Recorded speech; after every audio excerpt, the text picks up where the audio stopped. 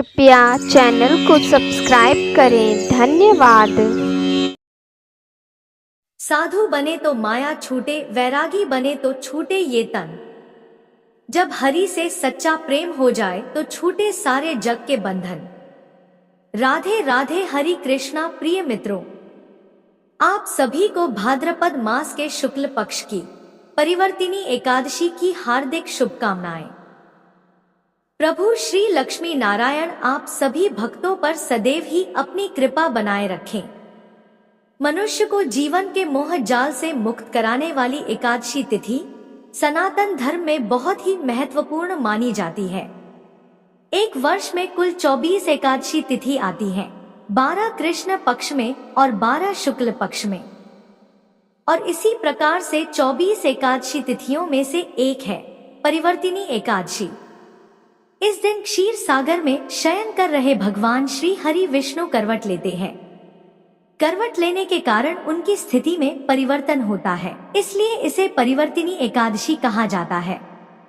कई स्थानों पर परिवर्तिनी एकादशी को जल झूलनी एकादशी, डोल ग्यारस और पद्म एकादशी के नाम से भी जाना जाता है।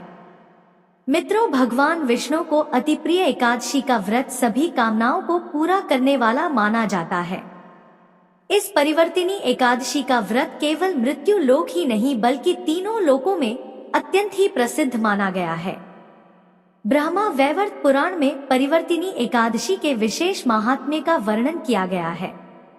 इस एकादशी व्रत में भगवान विष्णु के वामन अवतार की पूजा करने से वाजपेय यज्ञ के समान पुण्य फल प्राप्त होता है।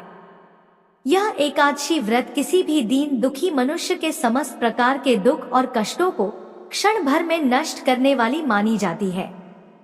साथ ही इसका व्रत करने वाले व्यक्ति को जीवन में सदा ही सुख, समृद्धि और आनंद की प्राप्ति होती है। तो चलिए मित्रों, प्रभु श्री लक्ष्मी नारायण जी के चरण कमलों का ध्यान करते हुए श्रवण करते हैं परिवर्तिनी एकादशी की अत्यंत ही सुंदर कथा। मित्रों, आज की एकादशी व्रत कथा एक ऐसे व्यक्ति के चरित्र को बताती है जिसने खुद को श्री हरि के चरणों में अर्पित करके उन्हें ही जीत लिया था। मित्रों, एक समय की बात है, धर्मराज युधिष्ठिर श्री कृष्ण से कहते हैं, हे भगवान, हे मुरली मनोहर, आप सर्वज्ञ है, आप सर्व ज्ञाता है। मेरे मन का यह संशय दूर करे और बताएं कि भाद्रपद मास के शुक्ल पक्ष की एकादशी का क्या नाम है, इस व्रत की कथा क्या है। कृपया यह सब मुझे विस्तार पूर्वक बतलाइए। श्री कृष्ण कहने लगे, हे धर्मराज युधिष्ठिर, तुमने मनुष्य कल्याण के लिए बहुत ही उत्तम प्रश्न पूछा है। मैं तुम्हें इस परिवर्तिनी एकादशी व्रत का महात्म्य कहता हूँ, सो आप ध्यान पूर्वक सुने। भादो मास के शुक्ल पक्ष की एकादशी का नाम परिवर्तिनी है। इस एकादशी पर मेरे 5वें अवतार यानी कि वामन स्वरूप की पूजा अर्चना की जाती है। हे राजन, अब मैं आपसे इस व्रत की कथा कहता हूँ। आप इस कथा को प्रसन्न चित्त होकर सुने और कथा को पूरा सुने, क्योंकि राजन आधा अधूरा ज्ञान किसी काम का नहीं होता। श्री कृष्ण आगे कहते हैं कि त्रेता युग में बलि नाम का एक दैत्य राजा हुआ करता था। हालांकि उसका जन्म दैत्य कुल में हुआ था, परंतु वह भगवान श्री हरि विष्णु का परम भक्त था। वह ब्राह्मणों और गायों का सम्मान करता, दीन दुखी मनुष्यों की सहायता करता और श्री हरि की भक्ति में लीन रहता था। इसी प्रकार से भगवान की स्तुति करते हुए उसने अनेक यज्ञ और अनुष्ठान किए और अनेकों प्रकार की शक्तियां प्राप्त कर ली। एक बार उसने अपनी भक्ति और पुण्य कर्मों से अर्जित शक्ति के माध्यम से देवराज इंद्र को युद्ध में पराजित कर दिया और स्वर्ग लोक पर अपना आधिपत्य स्थापित कर लिया। इसका परिणाम यह हुआ कि सभी देवतागण अपने देव गुरु बृहस्पति की अध्यक्षता में भगवान नारायण के पास पहुंच गए और उनसे प्रार्थना करने लगे कि अब श्री हरि विष्णु उन्हें इस विपत्ति से मुक्त करने के लिए कोई उपाय करे। देवताओं की प्रार्थना और आवाहन से प्रसन्न होकर भगवान श्री हरि ने अपने 5वें स्वरूप यानी कि वामन अवतार के रूप में धरती लोक में प्रकट होने का निर्णय लिया। इस प्रकार भगवान श्री हरि बौने ब्राह्मण यानी वामन रूप में माता अदिति और पिता कश्यप ऋषि के घर पुत्र रूप में प्रकट हुए।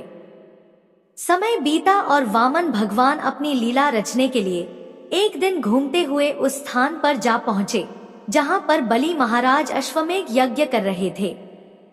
जब वामन देव ने बलि महाराज से ब्राह्मण के रूप में भिक्षा की याचना की तो वामन देव की प्रार्थना पर बिना विचार किए बलि महाराज ने वामन देव को भिक्षा देने का संकल्प ले लिया। वामन महाराज ने याचना की कि हे राजन, तुम मुझे 3 पग भूमि का दान कर दो, इससे तुम्हें 3 लोक के दान का फल प्राप्त होगा। राजा बलि ने वामन महाराज की इस छोटी सी याचना को स्वीकार किया और 3 पग भूमि देने को तैयार हो गए। जैसे ही वामन महाराज भूमि नापने लगे तो उस समय उनका शरीर विशालकाय होने लगा। एक पग से उन्होंने स्वर्ग लोक, सभी ग्रह, नक्षत्र और समस्त ब्रह्मांड को नाप लिया और दूसरे पग से उन्होंने पृथ्वी लोक को आच्छादित कर दिया। ये देखकर वहां उपस्थित सभी लोग आश्चर्यचकित हो गए। देवता, गंधर्व, यक्ष सभी लोग भगवान की स्तुति करने लगे। तब भगवान वामन देव ने बलि महाराज से पूछा, हे राजन, मैंने अपने 2 पग से स्वर्ग और समस्त ब्रह्मांड नाम लिए हैं, अब तुम अपने तीसरे पग की भूमि का दान कैसे प्राप्त करोगे? भगवान की बात सुनकर बलि महाराज ने अत्यंत विनम्रता पूर्वक अपना सिर आगे कर दिया और भगवान से प्रार्थना की कि वे अपना तीसरा पग उनके मस्तक पर रखें। भगवान वामन देव ने इस प्रकार बलि महाराज के मस्तक पर अपना पैर रखकर उन्हें पाताल लोक भेज दिया। राजाबली की दानशीलता और वचनबद्धता से भगवान विष्णु बहुत प्रसन्न हुए और उन्होंने बलि को पाताल लोक का राजा बना दिया और राजाबली को वर मांगने को भी कहा। तब राजाबली ने कहा कि हे प्रभु, मुझे आपसे कुछ भी नहीं चाहिए, बस मैं इतना चाहता हूँ कि आप मेरे साथ पाताल लोक चलें और वहां मेरे महल में निवास करें। क्योंकि भगवान विष्णु अपने वचन से बद्ध थे, इसलिए वह अपने भक्त बलि के वरदान को पूरा करने के लिए उनके साथ पाताल लोक में चले गए और वहीं रहने लग गए। भगवान विष्णु को पाताल लोक में रहते देख मां लक्ष्मी समेत सभी देवगण चिंतित हो गए। तब मां लक्ष्मी एक दिन गरीब महिला बनकर राजाबली के पास पहुंची और उसे राखी बांधकर अपना भाई बना लिया।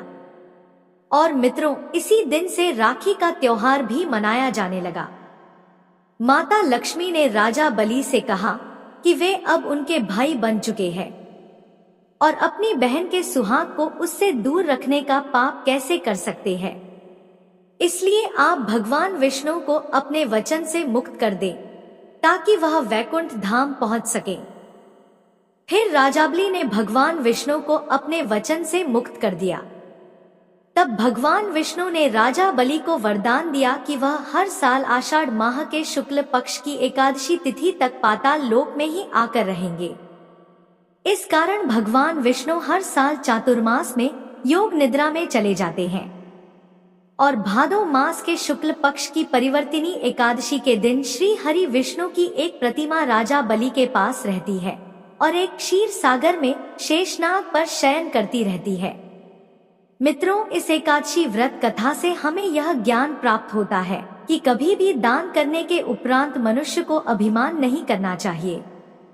राजा बलि ने अभिमान किया और पाताल को चला गया, परंतु उसकी सच्ची भक्ति और श्रद्धा के कारण भगवान श्री हरि विष्णु को उसके साथ जाकर प्रति वर्ष पाताल लोक में 4 मास के लिए निवास करना पड़ता है।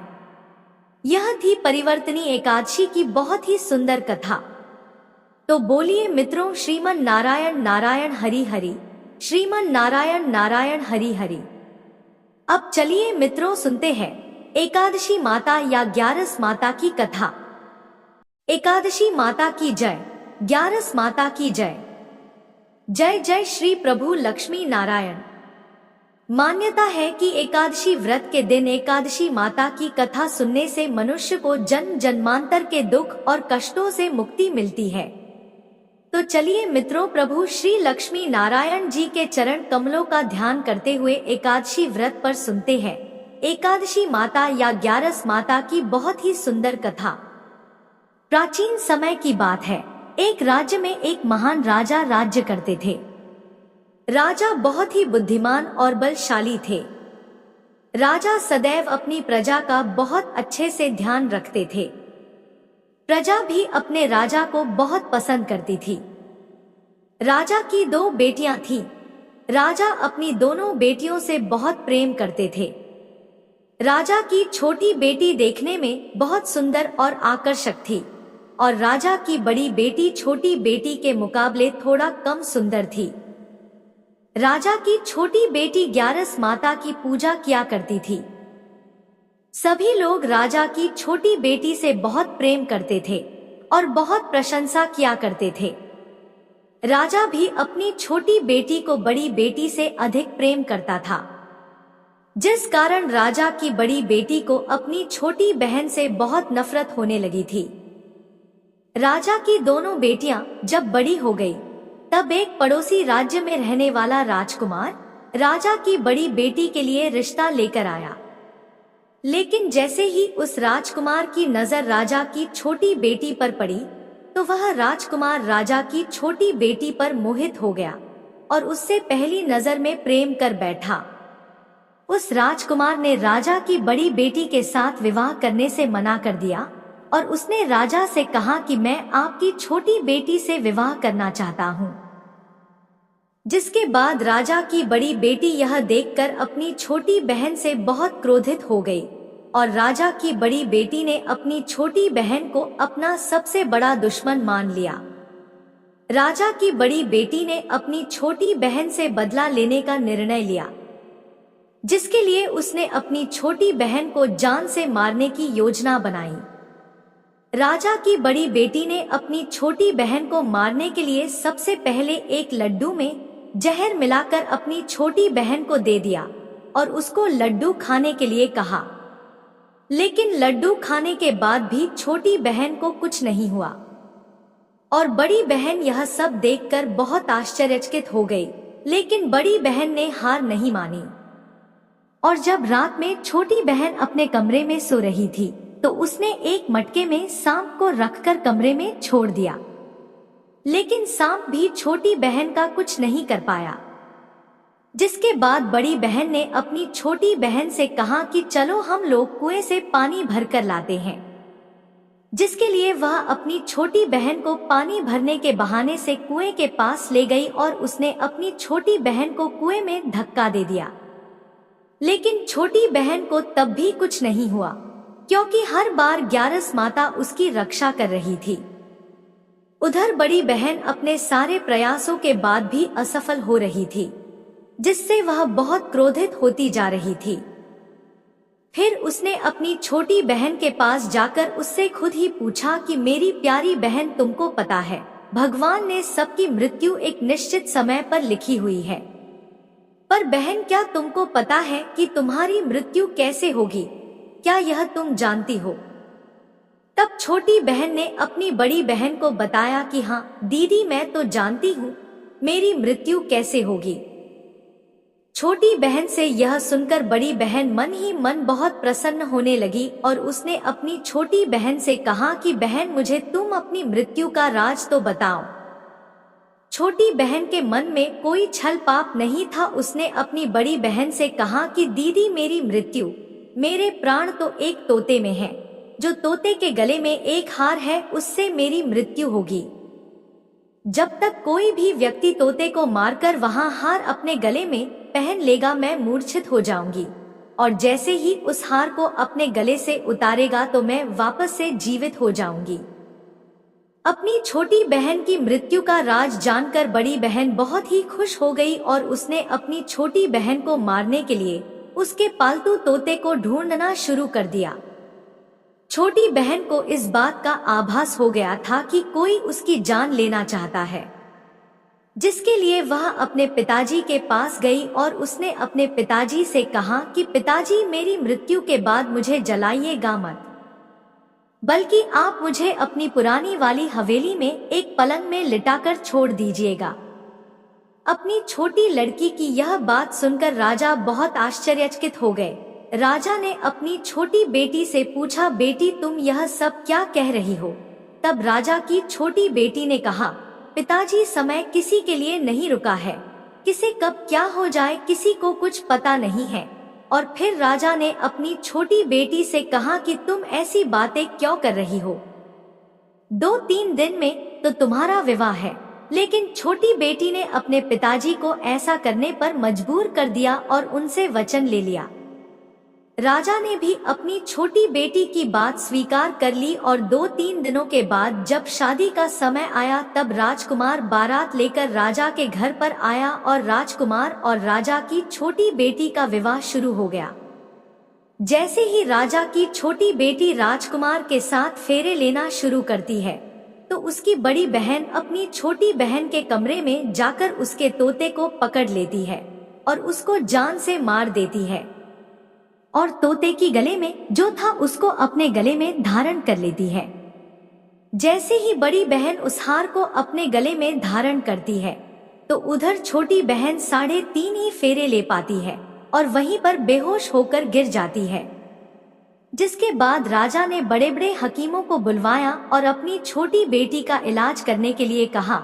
राजा की बात सुनकर वैद्य ने छोटी बेटी को जब जांच किया तो राजा को बताया कि आपकी छोटी बेटी ना तो जीवित है और न ही मरी हुई है। मैं ऐसा पहली बार देख रहा हूँ। राजा ने वैद्य और हकीम को यह बात बाहर बताने से मना कर दिया और उनको कहा कि अगर तुमने यह बात किसी को बाहर बताई तो हम तुम्हें फांसी दे देंगे। राजा ने अपनी छोटी बेटी को पुराने महल में जाकर एक पलंग पर लेटा दिया और वहां पर कुछ सैनिकों को तैनात कर दिया और वापस अपने महल पर आ गया। राजा की बड़ी बेटी अपने पिताजी के पास आई और कहने लगी कि पिताजी, अगर यह शादी संपन्न नहीं हुई तो आपकी इज्जत का क्या होगा? आप कहें तो मैं आपकी इज्जत बचाने के लिए राजकुमार से शादी करने के लिए तैयार हूँ। जिसके बाद राजा ने अपनी बड़ी बेटी की बात मान ली और राजा ने बड़ी बेटी को छोटी बेटी के कपड़े पहनाकर मंडप पर भेज दिया। लेकिन राजकुमार यह जान गया कि यह राजा की छोटी बेटी नहीं है बल्कि यह राजा की बड़ी बेटी है। लेकिन जब राजकुमार ने शादी करने से मना किया तो सभी लोगों ने राजकुमार को विवश करके राजा की बड़ी बेटी से बचे हुए फेरों को संपन्न करा दिया और विवाह करवा दिया। जिसके बाद राजकुमार राजा की बड़ी बेटी को अपने महल ले गया। राजकुमार राजा की बड़ी बेटी से ना तो बात करता था, ना ही उसको पसंद करता था और न ही उसके आसपास भटकता था। अब राजकुमार ने यह फैसला लिया था कि वह अपनी प्रेमिका को ढूंढ कर रहेगा और यह जानकर रहेगा कि उसके साथ हुआ क्या है। एक दिन राजकुमार अपने घोड़े पर सवार होकर राजा के पुराने महल के पास पहुंच गया, जहां पर उसने कुछ सैनिकों को देखा। महल के पास पहुंचकर राजकुमार ने जब महल को ध्यान से देखा तो वह समझ गया कि यह तो हमारे ससुर जी का ही महल है। तब राजकुमार ने सैनिकों से पूछा, तुम लोग यहाँ क्या कर रहे हो और इस महल के अंदर उस पलंग में कौन लेटा हुआ है? जिसके बाद सैनिकों ने बताया कि यहाँ पर राजा की छोटी बेटी बहुत समय से सोई हुई है। यह सब सुनकर राजकुमार बहुत प्रसन्न हो गया और वह तुरंत अपनी प्रेमिका के पास पहुंच गया और उसकी सेवा करने लगा। जैसे ही रात हुई तो राजा की छोटी बेटी उठकर खड़ी हो गई। राजकुमार यह देखकर बहुत खुश हो गया। उसने अपनी प्रेमिका से पूछा कि तुम यहाँ क्या कर रही हो? तुम मेरे साथ मेरे घर चलो। राजा की छोटी बेटी ने राजकुमार को सारी बातें बता दी कि मेरी जान एक तोते में बसी थी और मैंने यह बात सिर्फ अपनी बड़ी बहन को बताई थी और मुझे पता है कि उसने ही मुझे मारने का प्रयास किया है। उसके पास एक हार है जिसको वह सुबह पहन लेती है और रात को उतार देती है। जब तक वह हार को पहनकर रहती है तब तक मैं मूर्छित रहती हूँ और जैसे ही वह इस हार को उतार देती है तो मैं जीवित हो जाती हूँ। वो कहती है जब तक मेरी बड़ी बहन के पास वह हार है तब तक मैं ऐसे ही जीवित और मूर्छित होती रहूंगी। अगर मेरी बड़ी बहन के पास जो हार है वह मेरे हाथ में लग जाए तो मैं हमेशा के लिए जीवित हो जाऊंगी। राजकुमार ने यह बात सुनकर राजा की छोटी बेटी के पास रहने का निर्णय ले लिया और उसने अपने बचे हुए सारे फेरे उस पलंग में लेटी राजा की छोटी बेटी के साथ ले लिए और अपना विवाह पूर्ण कर लिया और वहीं पर ही रहने लगा। देखते ही देखते कुछ समय में राजा की छोटी बेटी और राजकुमार की पत्नी पेट से हो गई। एक दिन राजकुमार को किसी काम से बाहर जाना पड़ा। तब छोटी बहन के पेट में बहुत तेज दर्द होने लगा। उसने ग्यारस माता का आवाहन किया, जिसके बाद वहां पर ग्यारस माता प्रकट हुई और उन्होंने अपने भक्त के दर्द को दूर किया और उसे एक पुत्र की प्राप्ति करवाई। उसी समय वहां पर अचानक से राजकुमार भी आ गया। राजकुमार ने ग्यारस माता को देखा तो वह आश्चर्यचकित हो गया और उसने तुरंत माता को प्रणाम किया और ग्यारस माता ने राजकुमार से कहा कि जब तुम्हारा पुत्र 5 वर्ष का हो जाए तो तुम अपनी पत्नी का हार लाकर इसके गले में डाल देना। और देखते ही देखते राजकुमार और राजा की छोटी बेटी का पुत्र 5 वर्ष का हो जाता है।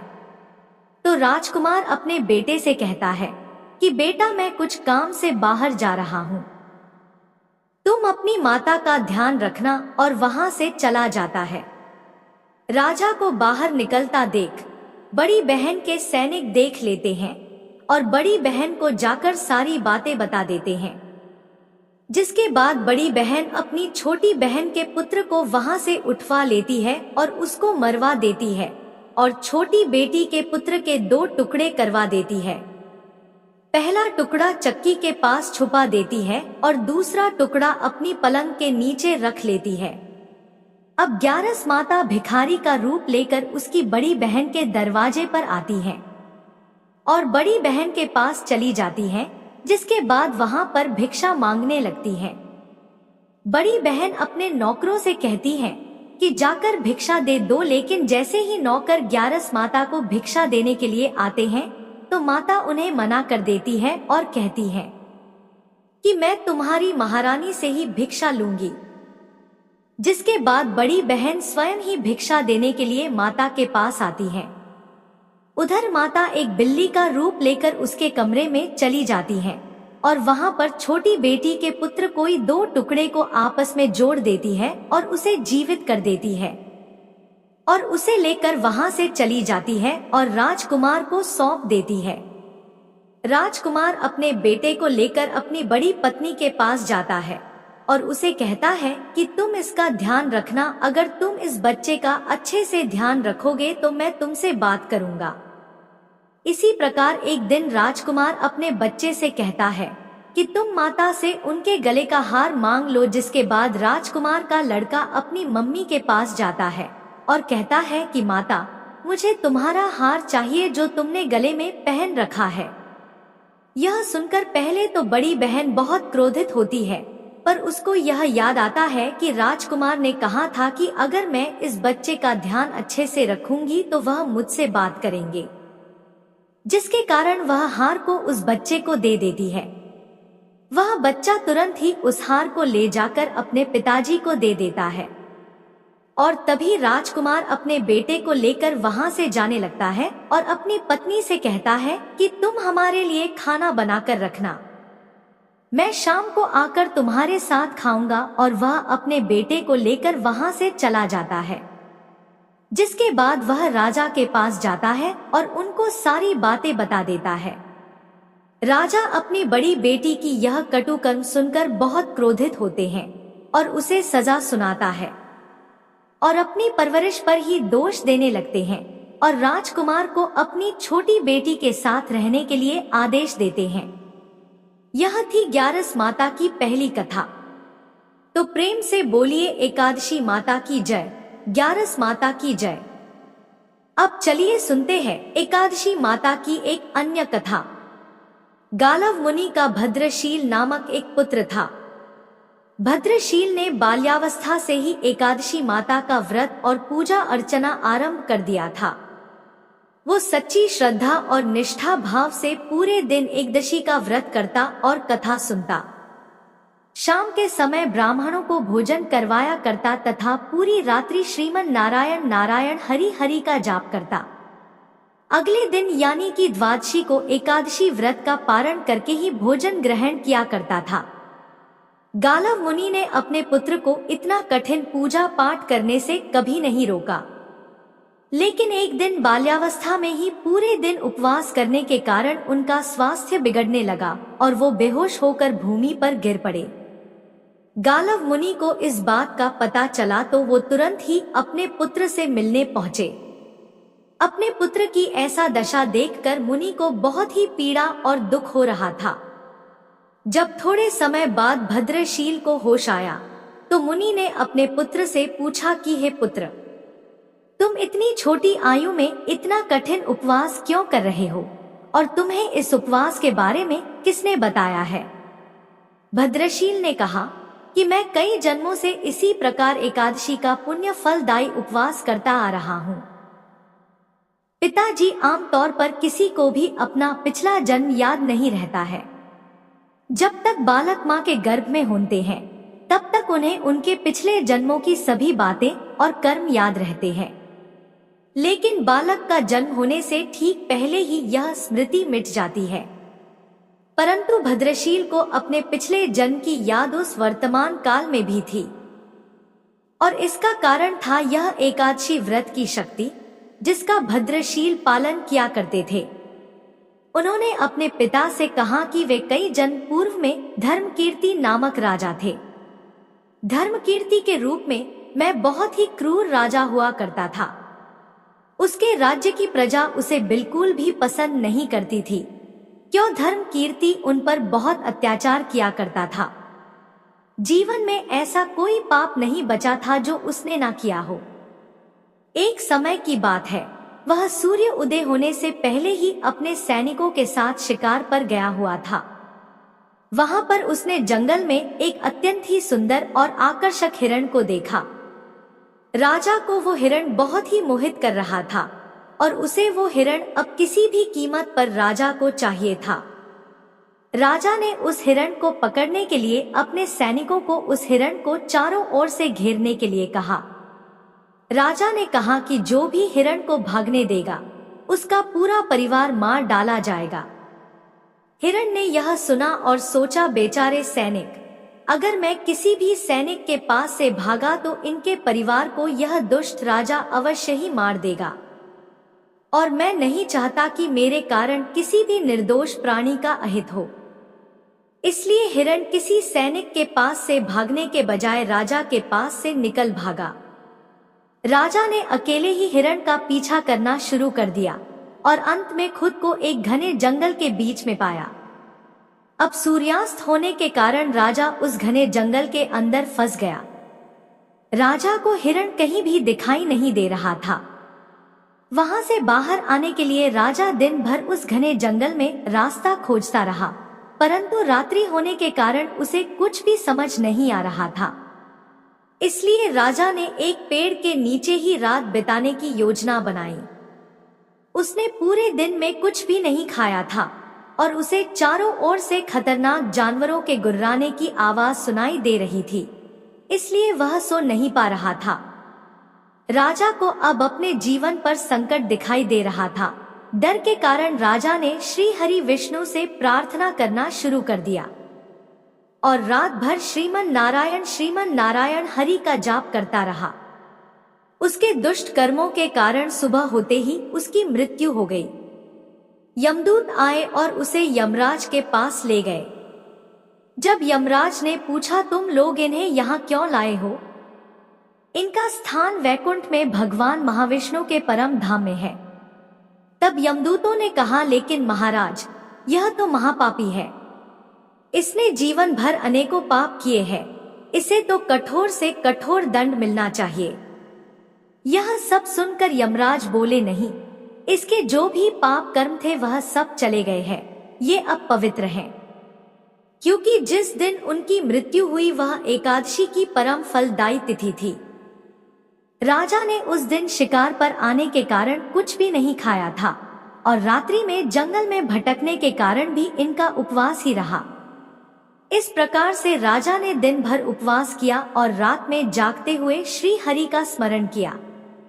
इस पुण्य कर्म से उनके सारे पाप दूर हो गए और वे पवित्र हो गए। यमराज ने स्वयं एक स्वर्ण रथ बुलवाया और राजा को वैकुंठ भेज दिया। जब लोगों को इस बारे में पृथ्वी लोक में पता चला तो वे सभी एकादशी व्रत का पालन करने के लिए और अधिक सुखपूर्वक जीवन जीने लगे। हे एकादशी माता, जैसे आपने राजा पर कृपा की, हम सभी भक्तों पर भी अपनी कृपा यूं ही बनाए रखना। तो बोलिए, ग्यारस माता की जय हो, एकादशी माता की जय हो। श्रीमन नारायण नारायण हरि हरि, श्रीमन नारायण नारायण हरि हरि।